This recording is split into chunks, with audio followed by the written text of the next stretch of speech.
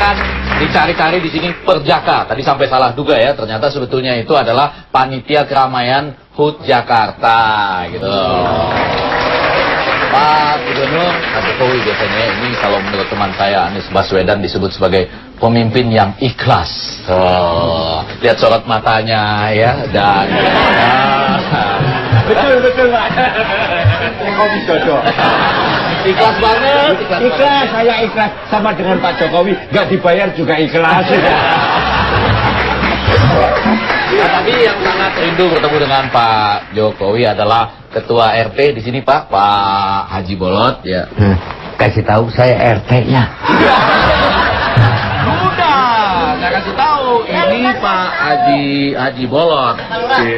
Sebetulnya kalau kita boleh berikan pantun selamat datang di Sutabineka gimana kira-kira? Iya, boleh ya. Iya. Kalau tidak karena nangka, tidak akan ada satu jerami. Kalau tidak karena Sutabineka, nggak bakal Pak Jokowi datang kemari. Sebelah Pak Jokowi ada ini Arumi Bakti. Salah satu yang akan menyampaikan visi misi bagaimana merayakan HUT Jakarta. Nanti biar Pak Gubernur yang menanggapi ya. Dan di sebelah sana kita sudah tahu ya pengusaha di kampung ini ya. Boleh Pak, dulu kita dengarkan dulu bagaimana ide-ide dari Arumi Vaksin. Ya, very quick. Bapak maaf saya berdiri nggak apa ya Pak ya. Nah, jadi saya ingin bukan memindahkan juga, tapi saya ingin membuat Pekan Raya Jakarta, terutama di momen HUT Jakarta ini menjadi sangat merakyat. Saya ingin menunjuk 200 jalan di ibu kota Jakarta dialih fungsikan menjadi pasar rakyat. Ya kan? 200 jalan. 200 jalan. Karena setiap hari Sabtu dan Minggu saja. Selama bulan Mei, Juni, Juli, kan lumayan kan pas liburan semua orang bisa berkreasi. Ada yang mau jualan jagung, kerak telur, semua segala macam bisa. Nanti akan ada lomba jual baju paling murah. Kita datang pasti. Nanti ya. Ada wisata kulinernya, ada kerak telur, ada soto Betawi dan lain sebagainya. Pokoknya banyak sekali. Dari lomba-lomba tersebut tentunya akan ada hadiah. Hadiah pertama, bisa berkenalan, mengunjungi lokasi-lokasi di pedalaman-pedalaman bersama Pak Jokowi selama 1 bulan. Ya kan? Ini jadi hadiah pertamanya belusuan 1 bulan bersama Jokowi. Ya. Boleh. Hadiah kedua, Ya. belusuan lagi sama Pak Jokowi tapi plus-plus. Plus nyuci piringnya, plus nyuci bajunya. Terutama hadiah ketiga, seumur hidup belusuan sama Pak Jokowi. Gimana? Bagus nggak Pak? Capek. Bagus kalau mau. Itu ya. Itu Baiklah. ya. Boleh dong tepuk tangan. Kita dengar sedikit dari Cak Lontong ya. Yang jelas pengalaman saya tidak kalah. Saya pernah jadi ketua tim keliling perkampungan. Kelimpungan. Sukses saya jadi ketua tim perayaan dan peringatan ketimpringan. 2 kali saya sukses, saya yakin menjalankan jadi ketua di sini pasti sukses. Panitia HUT Jakarta. Panitia HUT untuk perayaan Jakarta, bahkan bukan hanya saya bikin setahun sekali. Kalau bisa setahun 2 kali, ulang tahun. Pulang-pulang berarti. Panitianya saya, terserah saya. Kamu tinggal ngikut. Waduk-waduk saya gunakan sebagai tempat untuk perayaan. Pekan Raya Jakarta saya pusatkan di waduk-waduk yang saya bersihkan. Jadi penduduk sekeliling waduk kita rapikan dulu, kita pindahkan ke rusun. Jadi mereka juga ikut membersihkan sekitar waduk. Ketika Pekan Raya Jakarta kita pusatkan di waduk. Sekitar waduk, di tengah waduk kita bikin pasar terapung. Jadi yang pengunjung bisa di pinggir waduk, yang jual kerak telur di tengah waduk. Yang beli berenang. Sampai sana pasti makannya banyak. Bagus Mas. Jadi yang kerak telur itu pasti laku. Jangan asal bagus, saya sendiri belum yakin. Ini baru cita-cita saya. Itu yang pertama. Yang kedua, waduk kita jadikan objek wisata, terutama untuk adik-adik kita yang masih remaja. Jadikan tempat yang romantis. Kalau waduk sekarang dangkal, kotor, kita bersihkan semuanya, itu nanti menjadi tempat wisata pacaran. Khusus bagi mahasiswa tidak perlu bayar biaya masuk, cukup biaya keluar.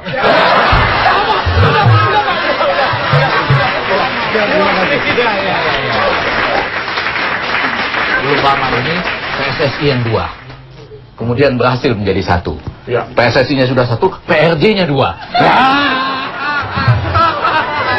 Sekarang ada ide-ide untuk melaksanakan HUT Jakarta demi kepentingan rakyat tadi ya, sekaligus pemerintah kota. Tanggapannya Pak Gubernur?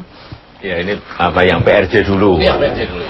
PRJ memang kita ingin agar yang ada sekarang yang di mana Kemayoran ya biarlah itu sebagai sebuah pameran dagang. Tapi karena waktu saya ke kampung-kampung, ke wilayah RT RW itu rakyat ingin agar ada sebuah tempat hiburan juga untuk pesta rakyat Jakarta setiap ulang tahunnya. Mereka minta agar digratiskan masuknya. Ada juga yang usaha-usaha rumah tangga, yang usaha-usaha kecil itu minta, Pak, jangan bayar, yang gratis ya. Sehingga kemarin kita uji coba di Monas, ya, di Monas, dan ternyata juga antusias yang datang ke sana juga luar biasa. Kita juga kaget saat itu. Tapi yang paling penting ada betul-betul sebuah pestanya rakyat. Rakyat senang, rakyat gembira. Yang pedagangnya juga sama, pedagangnya juga laku keras, kemudian juga senang dan gembira. Tetapi kalau yang tadi yang disampaikan harus di mana 200 jalan, oh kemarin di Monas PRJ aja, PRJ Monas aja macet semuanya, pagi di 200 jalan. Tapi ide bagus, ini ide bagus. Kalau di tempat tidak terfokus di satu tempat. Iya. Tapi jangan 200 jalan, mungkin 400 jalan sekalian. Yang Calontong Pak, membuat Waduh, nggak bikin macet Pak ya? Waduh, bikin macet. Kalau yang waduk saya seneng itu. Yang waduk seneng artinya waduknya bisa bersih dulu. Setelah bersih ya kan, kemudian bisa kita keruk endapannya, kemudian waduknya bisa berfungsi dengan baik. Ya kalau mau dipakai untuk tempat wisata untuk remaja, anak muda, saya kira bisa nanti dilakukan. Nanti Pluit itu kayak itu kira-kira bayangannya. Tapi kalau yang kayak Cak Lontong tadi. Iya, tapi kalau idenya Cak Lontong jualan kerak telur di tengah waduk gimana? Gitu. Pasar apung ya betul ya, tapi di tengah waduk yang beli suruh renang gimana? Yang pacaran di situ begitu berantem didorong, banyak pembunuhan. Enggak, apapun di tempat-tempat yang sekarang ini di tempat-tempat yang memang kita kita lihat rawan, kita tungguin satpol. Ditungguin 24 jam. Kita sekarang mulai seperti itu. Nanti kita kasih peringatan juga. Dilarang mendorong pacar ke waduk. Tapi sebetulnya diam-diam ya mendengar tadi ditempatkan satpol dan lain-lain, juga ada persoalan waduk. Yang sedih teman saya ini. Kenapa? Ini preman di kampung sini Pak. Oh, ini kan makin seru dan saya yakin teman-teman mahasiswa sudah pada mau bertanya, langsung berdiskusi dengan Pak Gubernurnya. Maaf ya, ini kan mahasiswa banyak. Silakan aja bertanya. Mohon maaf ya ini Pak, kan kalau lurah itu sudah ada lelang lurah Pak ya. Ini RT boleh dilelang nggak ya? Ya kan? Dilelang pakai apa? Iya Pak. Jadi RT Pak, pengen banget berhenti. Dipertahankan sama masyarakat.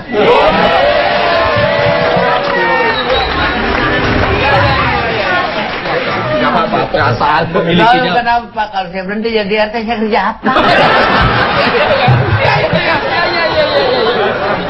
Ini juga namanya ikhlas ya. Silakan. Ya. Assalamualaikum warahmatullahi wabarakatuh. Waalaikumsalam warahmatullahi wabarakatuh. Nama saya Emnu dari Stay Business Indonesia.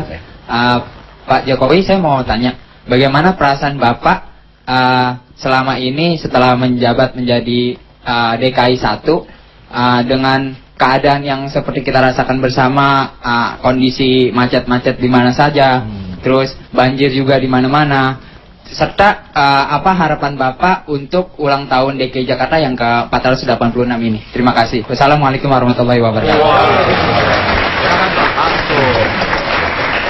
Ya, saya ngomong apa adanya. Jakarta ini memang sudah bertumpuk-tumpuk ruwetnya. Sudah kronis ya. Jadi memang ya memang harus ini, tapi kita harus optimis bisa bersama-sama dengan masyarakat bisa menyelesaikan persoalan-persoalan problem-problem itu. Tapi kan memang problem itu bisa diselesaikan butuh waktu. Contoh kayak kemacetan, nggak mungkin kita langsung bisa balik, nggak macet, nggak mungkin. Proses panjang karena memang transportasi massal di Jakarta ini dapat dikatakan belum ada. Hanya busway pun juga busnya baru kira-kira ada 40%. Yang rusak 46%. Ini kalau lagi sehat, kalimatnya bagus. Jadi kemudian yang kedua monorailnya juga sudah dimulai tapi berhenti lagi. MRT-nya sudah 24 tahun direncanakan juga belum jadi ya. Tapi ini kan kemarin MRT Mei sudah dimulai.